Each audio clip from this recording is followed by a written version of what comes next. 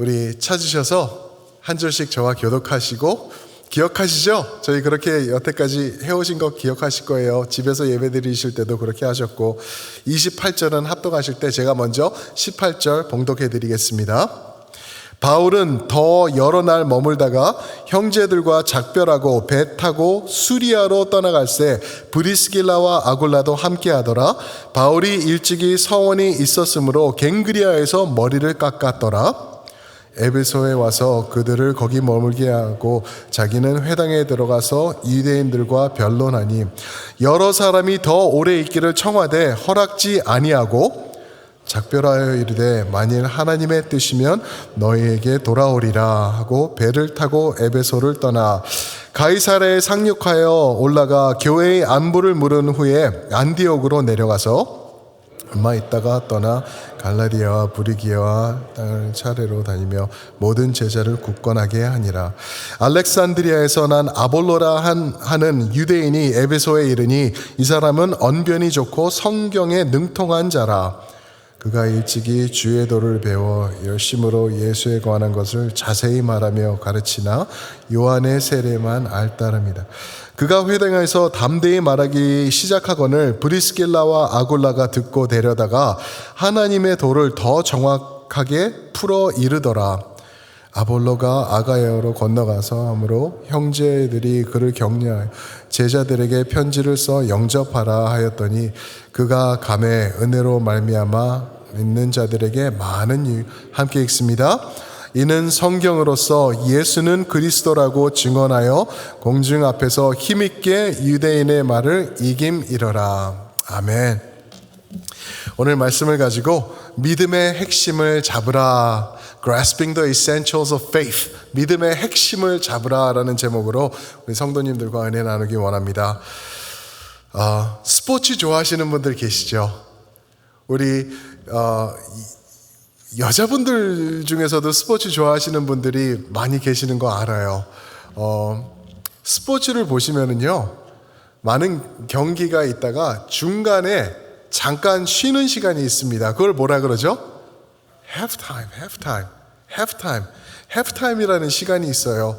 그러면 그때 이제 코치들과 선수들이 모여서 우리가 어떻게 해야지 이 게임을 이제 반을 마무리를 잘할까, 이길 수 있을까, 우리가 지금부터 어떠한 작전으로 들어가야지 잘할 수 있을까, 또 지던 팀은 우리가 분발하기 위해서는 이거를 해야 된다 하면서 으쌰으쌰하고 소리 지르고 그러는 시간이 이제 halftime입니다. 그러니까 저희가 텔레비에서 뭐 풋볼 게임을 보고 그러면은 뭐 춤추는 사람들 나와서 뭐 이렇게 하고 그러는 게 다가 아니라 뒤에서는 그런 일이 진행되고 있는 거죠. 저도 운동을 고등학교 때 했던 적이 있어요.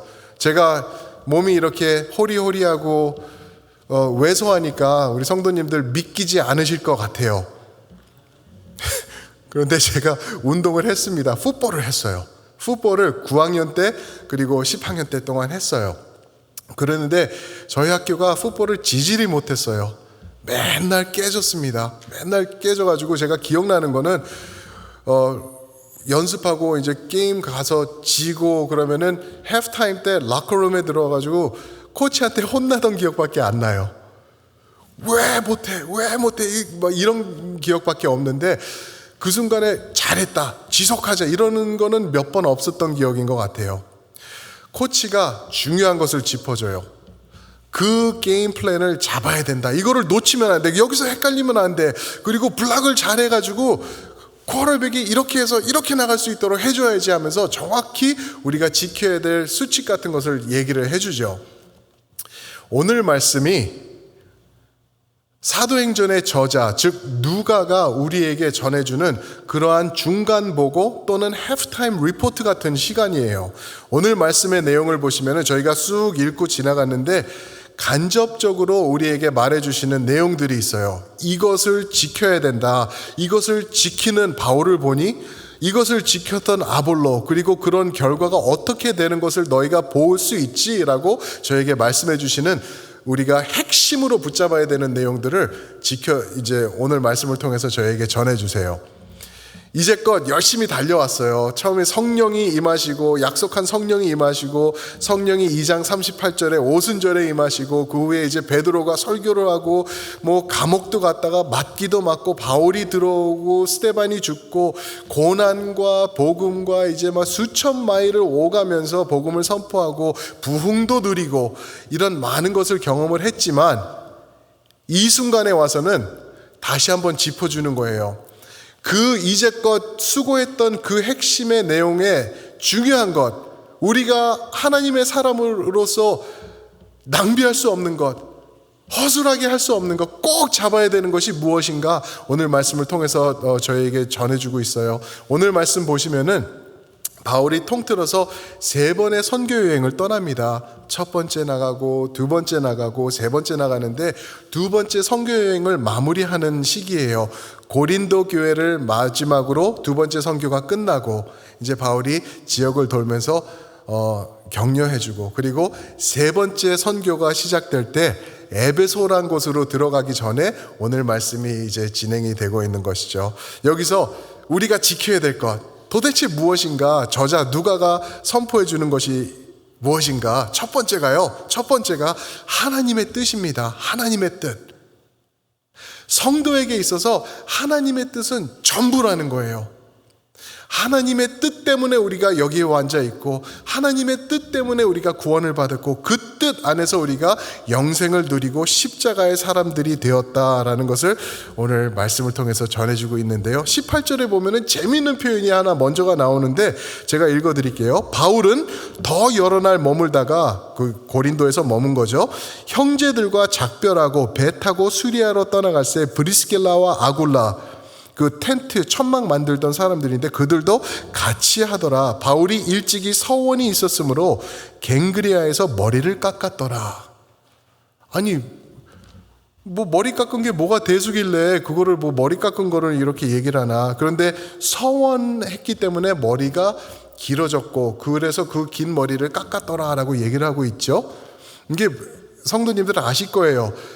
민수기서 6장에 보면은 그 나시린의 서원이 있죠. 나시린들이 서원을 해요. 근데 바울도 비슷한 무슨 서원을 하나님 앞에 했어요. 도대체 무슨 서원일까 이게?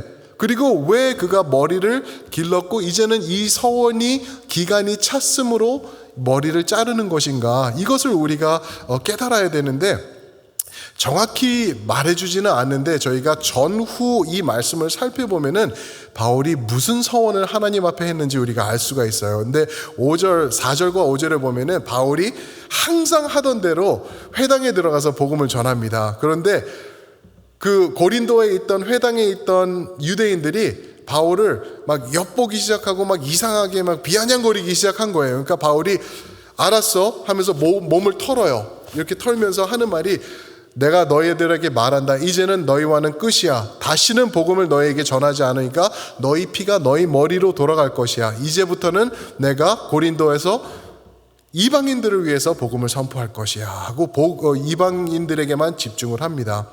그 서원을 말하는 것이 아닌가 우리가 이해할 수가 있어요. 왜 그러냐면은 고린도에서 그 사역을 마치고 바울이 이제 3차 전도여행을 들어갈 때 에베소로 들어가죠. 그게 이제 19절 말씀이에요. 에베소에 들어가서 그가 어떻게 하는지 19절 말씀 한번 보실까요? 에베소에 와서 그들을 거기 머물게 하고, 그러니까 브리스길라와 아길라를 거기 머물게 하고 자기는 회당으로 들어가요. 회당에 들어가서 유대인들과 변론하니, 무슨 말이죠? 고린도에서는 안 하겠다. 다시는 안 해. 너희 피는 너희 머리로. 이렇게 서약을 했는데 다시 이제 시작을 하는 거예요. 그 고린도에서 있던 서원, 그 언약이 끝났기 때문에 갱그리아에 가서 머리를 자르고 하나님 다 했습니다 하고 그 머리를 자른 것을 가지고 이제 원칙으로 하면은 이제 그것을 예루살렘으로 가서 제사를 드리고 불에다 태우면서 하나님 앞에 그 서원한 것을 바치는 거죠. 근데 바울이 딱 그렇게 하고 있는 거예요. 여기서 이제 에베소에서는 다시 한번 내가 유대인들에게 복음을 전하고 이방인들에게도 복음을 전하겠다라고 말하고 있는 것입니다. 근데 바울에게 중요한 것은 하나님의 뜻이다라고 말을 하고 있죠. 21절에서 말하죠. 그들과 작별하며 이르되 만일 하나님의 뜻이면 너희에게 내가 다시 올 것이다 하고 배를 타고 에베소를 떠나요. 생각해 보세요. 무슨 일이냐 하면은 고린도에서는 바울을 미워했어요. 에덴에서도 바울을 미워했죠. 그래서 떠나라 그러고 쫓아나고 그랬는데 그 회당에서는, 에베소 회당에서는 유대인들이 제발 조금 더 있어주세요. 복음을 더 말해주세요. 우리가 필요합니다라고 얘기를 할 때 바울이 어떻게 하죠? 못 이기는 척하고 거기서 더 시간을 보내는 게 아니라, 아니다, 하나님의 뜻이면은 내가 돌아오겠다 하고 떠나요. 무슨 말이냐면은 바울에게는 나를 환영해주고 나를 막 적대히 대하는 게 그게 중요한 게 아니라, 가장 중요한 것은 하나님의 뜻이고, 하나님의 뜻이면은 내가 여기 오겠다라고 말하고 있는 것입니다. 사랑하는 성도 여러분, 하나님의 뜻 구해보신 적 있으시죠?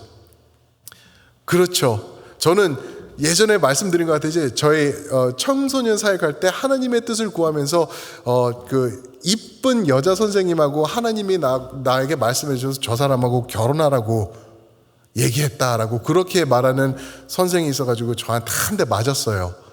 그런 뭐 하나님의 뜻이다. 전부 다 좋은 거는 자기 하나님의 뜻이래요. 저도 개인적으로 하나님의 뜻을 추구하고 기도했던 적이 있어요. 그때 우리 성도님들 중에서는 아시는 분들도 계실 거예요. 제가 언제 그거를 하나님의 뜻을 구했고 그 응답을 또 받았냐면은, 다음 사역지를 찾을 때, 첼티넴 교회 올 때 그때 구했어요. 첼티넴인지 몰랐어요. 제가 먼저 있던 교회에서 이제 교육부를 담당하고, 그리고 교육부를 담당한 다음에 이제 영어 회중을 시작을 해서 그거를 담당하고, 그 다음에 한옥권으로 와서 이제 한옥권 사역을 배우면서 거기서 또 제자 훈련하고 그러면서 먼저 교회에서 14년 부목사로 있었어요. 그러니까 짧은 시간이 아니죠. 그 당시 제가 느끼던 거는 무엇이냐 하면은, 저는 빨리 교회를 가서 담임으로 섬기고 싶었어요. 그래서 33, 34, 그 정도 때부터 제가 기도를 했던 것 같아요. 근데 35살부터 아주 집중으로 이제 기도했어요. 하나님! 그러면서 했는데 하나님이 조용히 계시는 거예요. 얼마 동안이요? 10년이 넘도록. 그래서 계속 기도하고 나중에는 안 되겠다 해가지고 한 5년 정도 새벽 기도를 그냥 계속 했어요. 그러면서 했는데 이제 친구 목사님들이 하는 게, 이력서 뿌려야지 누가 너를 안다고 너를 데려가냐 그러는 거예요. 그래가지고 이력서를 뿌리래요. 근데 제 아내랑 저랑 기도하면서 드는 생각이, 하나님이 우리 부르셨으면은 하나님이 우리를 세우실 것이다. 하나님이 알아서 해야지 내가 이력서 뿌시고 무슨 삼성, LG 이런 데 일하는 것처럼 그렇게 하는 거 아닌 것 같다라고 저희 마음에 주셨어요. 그래서 그렇게 우리 이력서 안 뿌리지 말자 하고 계속 기도를 했어요. 그랬더니 아는 선배 목사님이 한 분이 또 말씀해 주시는데, 야, 그렇게 하는 거 아니야. 이제는 그런 시대 지났어. 그러면서 하시는 말씀이, LA에 2명의 목사님, 그 어르신 목사님들이 계세요. LA에서 그냥 이름만 대면 다 아는 목사님들인데, 그 은퇴하신 그 목사님들을 찾아가가지고 네가 네 상황을 말씀드리고 교회 좀 연결시켜 달라고 얘기해라. 그렇게 말씀하시는 거예요. 한 분은 저희가 있던 교단에서 높은 목사님이셨고 은퇴하셨고, 또 한 분은 그분이 젊은 분들에 대한 그게 있으셔가지고 이제 젊은 목사님들을 모아서 한번 수양회를 한 적이 있는데 저를 초대하셨던 분이세요. 그러니까 어떻게 보면은 아는 분들인 거예요.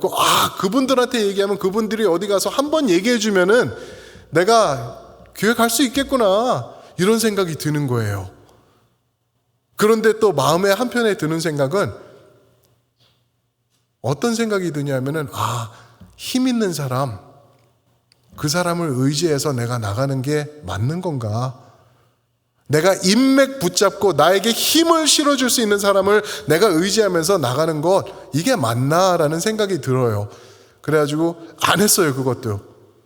그랬더니 왜 안 하냐고, 왜 연락 안 하냐고, 연락 기다린다, 미리 연락을 해주시고 막 그러시는 거예요. 근데 아닙니다, 안 하겠습니다. 그러면서 아내랑 결정한 게, 우리가 섬기는 그 담임 목사님 통해서 가자. 그러면서 담임 목사님한테도 얘기를 안 했어요. 근데 담임 목사님이 어느 날 이제 더 시간이 지난 다음에 저를 부르시면서, 저쪽에 아는 교회가 있는데 정말 건강한 교회인데 연락이 오셨대요. 그쪽 장로님들이, 우리 장로님들이시죠. 연락 오셔가지고 잘생긴 목사님 있으면 소개시켜 달라고 목사님 있으면 연결시켜 달라고, 우리가 이런 목사를 찾는데 연결시켜 달라고 연락이 오셨대요. 그래서 Are you interested? 그러는 거예요. 저 울 뻔했어요, 그 자리에서. 그래가지고 제 아내랑 제가 했던 얘기가 뭐였냐면은, 담임 목사님을 통해서 말하는 곳이면은 그게 어디가 됐든 우리가 가자, 하나님의 응답이다. 그러면서 저희가 기다리고 있었거든요. 그래서 온 곳이 첼트넨 교회란 거 아니겠습니까? 그렇게 왔어요, 제가. 첼트넨 교회는요, 저와 제 아내에게 있어서는 하나님의 무시할 수 없는 응답이에요. 그리고 첼트넨 교회 보내주셨고, 여기 와서 제가 만난 분들이 여러분들이에요. 여러분들 만나가지고 제가 하나님의 응답이구나, 이렇게 인도하시는구나 하면서 얼마나 감사했는지. 그리고 솔직히 LA에서 자랐기 때문에, 1.5세로 자랐기 때문에 잘 모르고, 동부에서는 살아본 적도 없고, 그래서 컬처리 너무 다른 거예요. LA에서는 달라요, 여기랑. 여기는 또 LA 가면 또 컬처를 다르게 느끼실 테고. 그런데 감사함으로 제가 여기서 섬길 수 있는 게 확신이 있기 때문에, 하나님께서 하나님의 그 뜻을 저에게 보여주셨고 인도해 주신 게 우리 첼트넨 장로교회는 얼마나 귀한지 몰라요. 사랑하는 성도 여러분, 여러분들도 하나님의 뜻 의지하십니까? 인정하시나요? 신뢰하셔야 돼요. 하나님의 뜻 붙잡으시고 하나님의 뜻대로 한 걸음 한 걸음 나가시는 여러분들 되시길 축원합니다. 저는요, 제 인생에 있어서 잘못한 거, 실수한 것, 왜 그랬을까 이런 거 많은데, 그 중에 한 가지 확신하는 거는 첼트넨, 이거 하나님이 하신 거기 때문에 그래요. 그렇듯 바울이 하나님의 뜻을 추구하는 것, the will of God, 중요하다라고, 우리가 붙잡을 믿음의 핵심이다라고 말해주고 있는데요. 그 다음에 두 번째로 또 우리가 믿음의 핵심으로 붙잡아야 될 것이 무엇인가?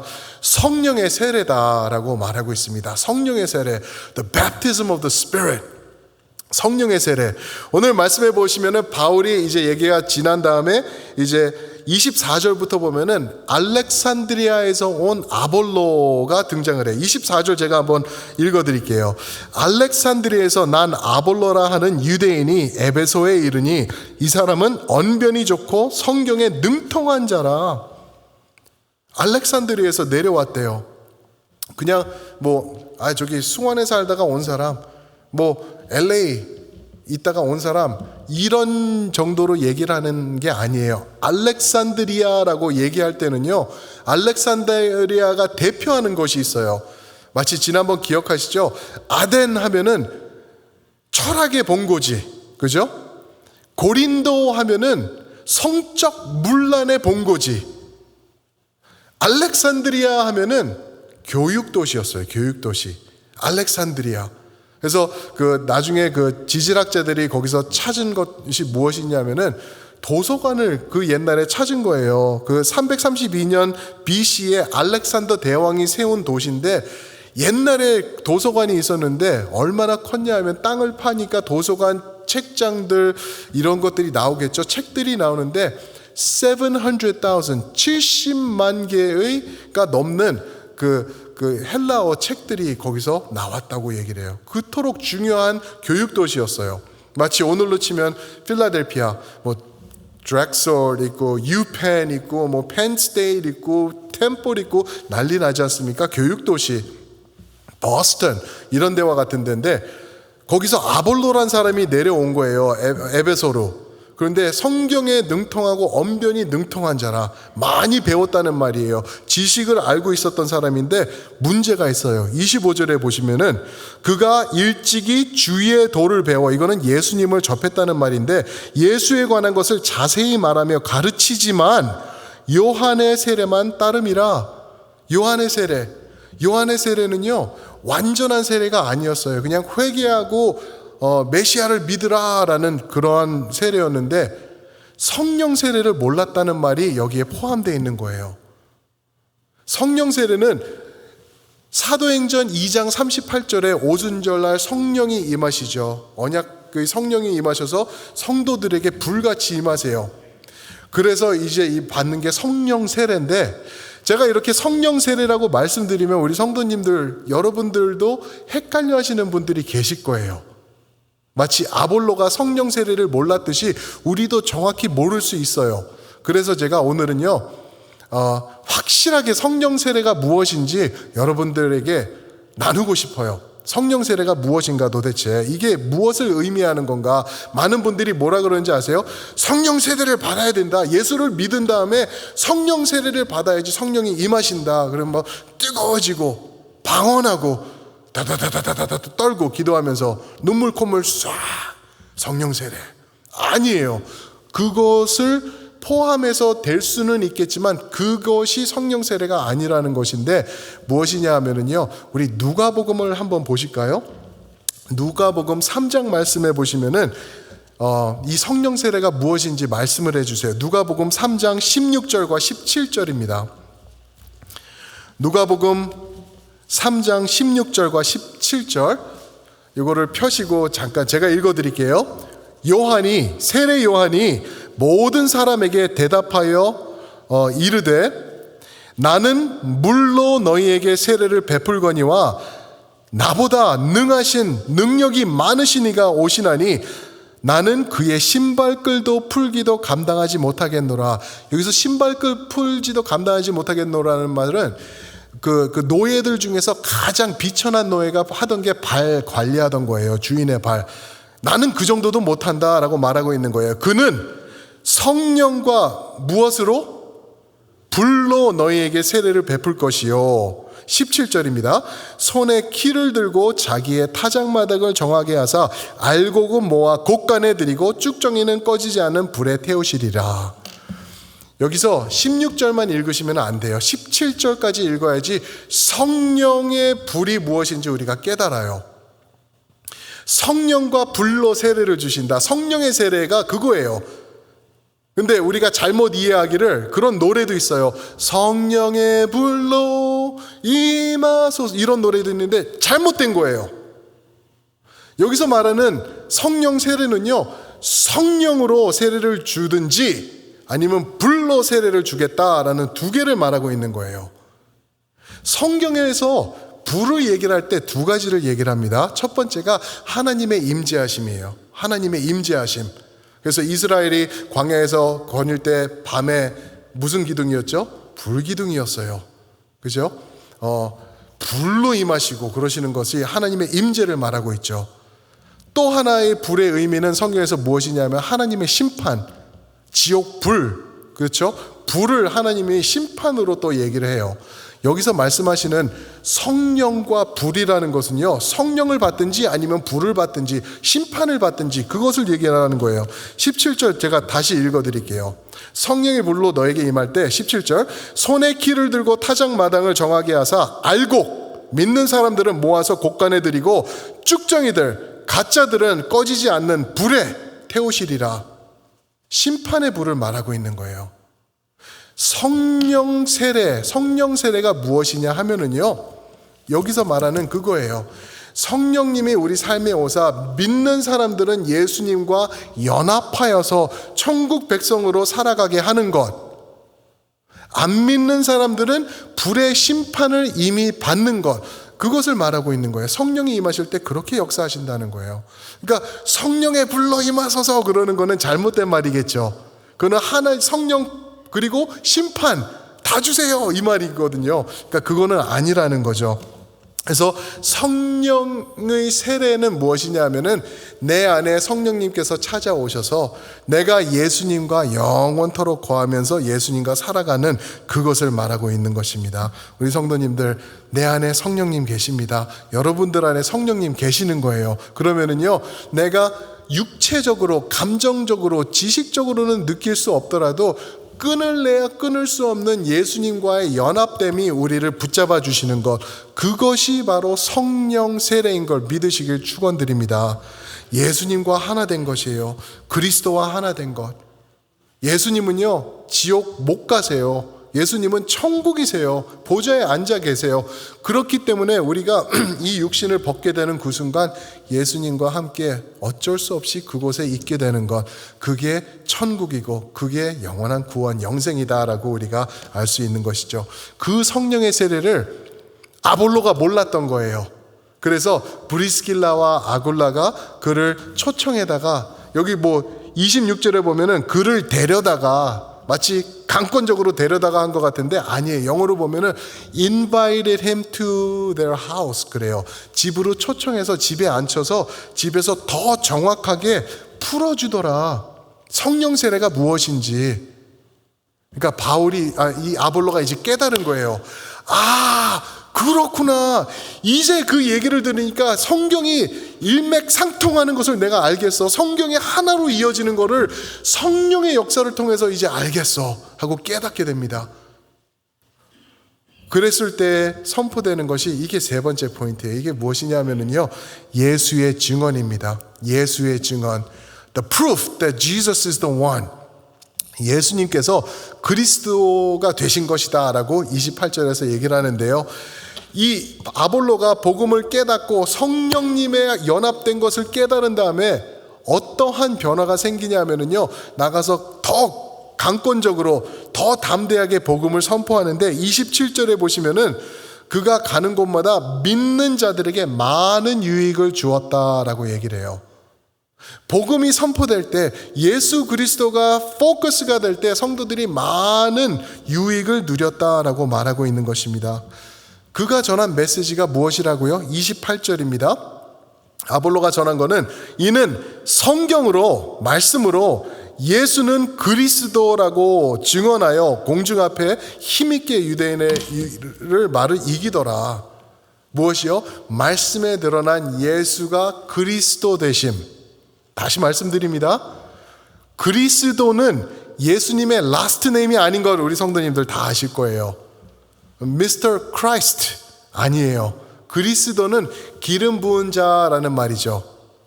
그 히브리어로는 메시아라는 말이 그리스도라는 말이에요. 그래서 예수가 바로 그 그리스도, 그 메시아다라고 선포했다라는 것을 말하고 있는 것이에요. 저는 이 말씀을 보면서 다시 한번 확증이 되는 게, 우리 교회에 주신 우리의 방향이에요. 예말세품 무엇이요? 예드사공.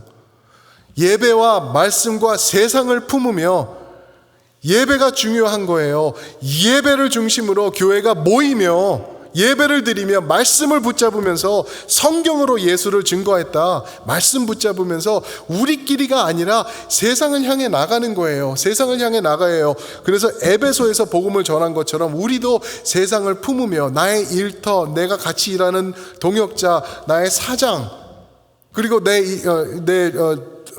같이 일하는 종업원들, 그들에게 복음을 드러내는 것, 그거를 말하면서 예수님만 드높이는 사랑의 공동체, 사랑으로 하나 된 하나님의 교회, 이것이 우리의 목표라는 것이죠. 저는요 꿈이 하나 있어요. 꿈이 하나 있는데 그 꿈은 분명히 이루어진다. 한국에 보니까 축구 보니까 꿈은 이루어진다 그러더라고요. 제 꿈이 무엇이냐면요, 말씀드릴까요?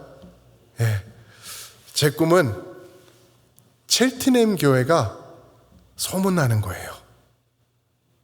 첼트넘 장로교회가 어떻게 소문나나? 그 교회 가면은 이거 저거 뭐 삐까번쩍 하더라, 이게 아니에요. 첼트넘 교회 가면은 뭐 특별한 거 모르겠는데, 거기 가면은 한 가지 확실한 게 무엇이냐 하면은, 거기에 모이는 성도들은 정말로 예수 믿는 사람이더라. 거기에 성도들이 모이는데 그 사람들은 예수님 예배하려면은 벌벌벌벌 기더라. 예배에 목숨 거는 사람들이 첼트넘 거기 다 모여 있더라. 이런 소문 나면 좋겠어요. 아멘. 첼트넘 교회 가면은 하나님의 말씀 때문에 이 사람들이 덜덜덜 떨면서 말씀 앞에 두려워 떠는 자, 우리가 부르는 그 노래처럼 말씀 사랑하고, 말씀이 하지 말라 그러면은 무서워요, 내가 안 할게요. 말씀이 하라 그러면 하나님 힘들어요, 그래도 내가 할 거예요. 그렇게 덜덜덜 떨면서 말씀을 세워가는 그러한 교회 되는 것, 저는 우리 교회의 꿈꿉니다. 꿈은 이루어진다. 아멘. 아멘. 저희 교회 생각하면서 얼마나 우리 교회가 힘들었었는지, 예전에 힘든 일이 있었는지 그런 말씀을 들었어요. 어려운 일들이 있었고 힘들고 그럴 때 성도님들이, 우리 장로님들 중심으로 권사님들이 기도하면서 집사님들이 교회 섬겨주시고 붙잡아 주시고 그 끈끈함을 잃지 않고 이제껏 이렇게 오시면서 교회를 지켜주셨다. 그래서 건강이 지속되어서 세워져 나가고 성장했다. 이런 말씀을 들을 때 정말 정말 제가 개인적으로 박수 쳐드리고 싶은, 만약에 제가 돈이 많았으면은 뭐 호떡이라도 다 사놔서 뿌려드리고 싶은, 정말 우리 교회 귀한 교회구나. 그것을 보면서 우리 교회는 정말 이 토양이 좋은 교회구나라는 것을 제가 깨닫게 됩니다. 그거 보면서 우리가 정말 하나님 앞에 감사해야 되고 그것을 기억해야 될 것 같아요. 그런데 거기서 멈추면 안 되는 게, 예수님께서 우리 교회를 향하신 꿈이 또 있어요. 그게 나가 아니라는 거예요. 그렇게 어려운 시간 잘 지내왔지, 훈련 잘 이겨줘서 정말 고마워. 이제는 더 나와 함께하자, 더 나와 우리 섬겨 나가자는 예수님의 마음을 읽으시기를 바라요. 예수님 안에서 만족하면서, 예수님 닮아가면서, 예수님을 담아가면서 예수님을 드러내는 우리 첼트넴 장로교회가 되기를 주님의 이름으로 축원드립니다. 아멘.